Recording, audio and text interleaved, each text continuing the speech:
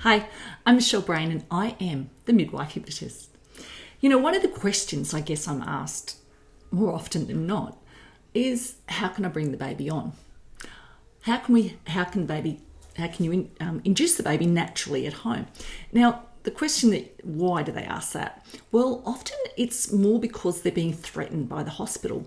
So I know, a few situations where women have gone the 42 weeks and the hospital continuously rings them and said, this is against our policy, you need to come into hospital. Do you realise your baby's going to die? And they throw this card out all the time.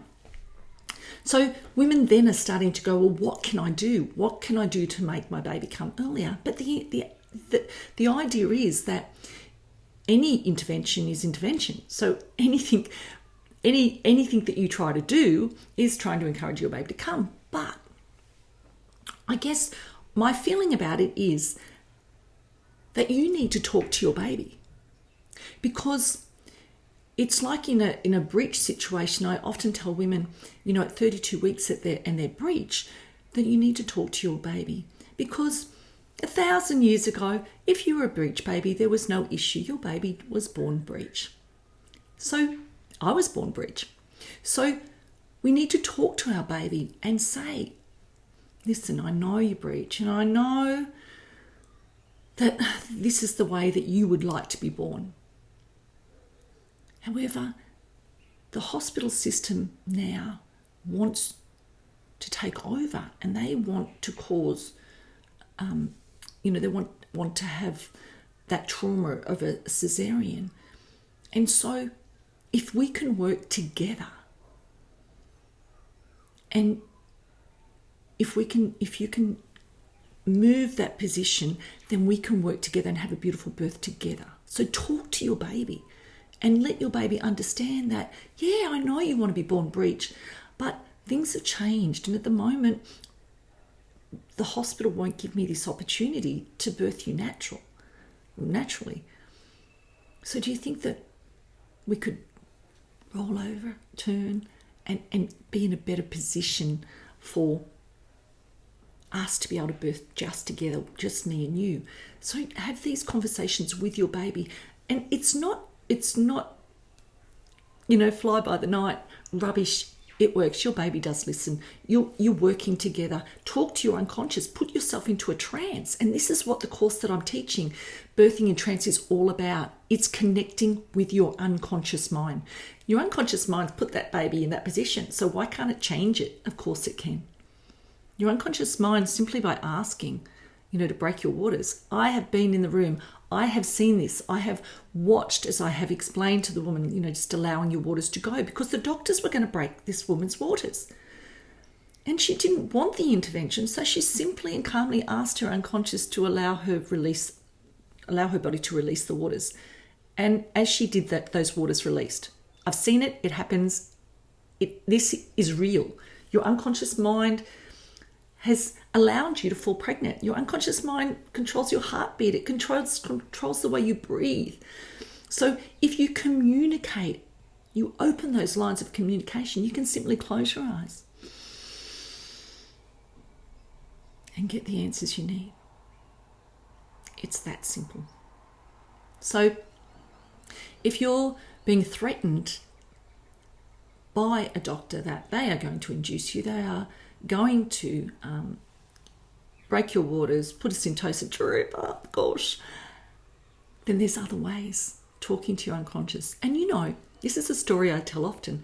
In Africa, there's an animal, a buffalo, and it's a wandering animal. So it wanders to keep its food and to keep all the buffaloes safe, so they continue to move. Now, on a normal season in one herd, those buffaloes come into season over a period of 6 weeks. So they begin to mate from the beginning of that 6 weeks to the end of that 6 weeks. But they don't birth 6 weeks apart. They actually birth within a couple of hours of one another. They tell their uterus that it is safe to birth now. Some buffaloes will birth early, some will birth late, some will birth around the right time, and they all birth together. The reason they do that is because it's safe to do so. And it's safe then for them all to move their young together. Within a couple of hours, they're up, they're walking around, and they're moving that herd along.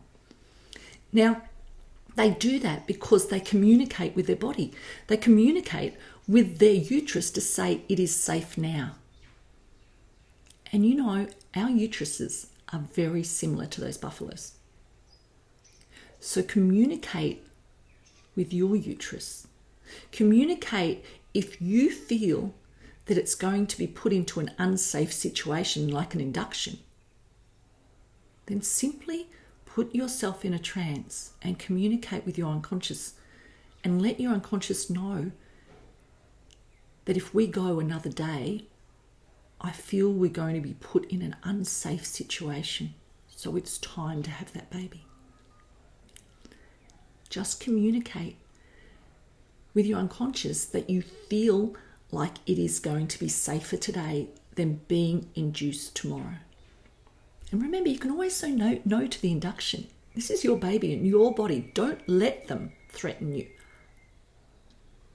But if you're communicating with your unconscious, you don't want to be saying, look, I'm just sick of being pregnant. Please, can I get the baby out? It ain't going to happen. Your unconscious is there to protect you, to look after you, and to look after your baby.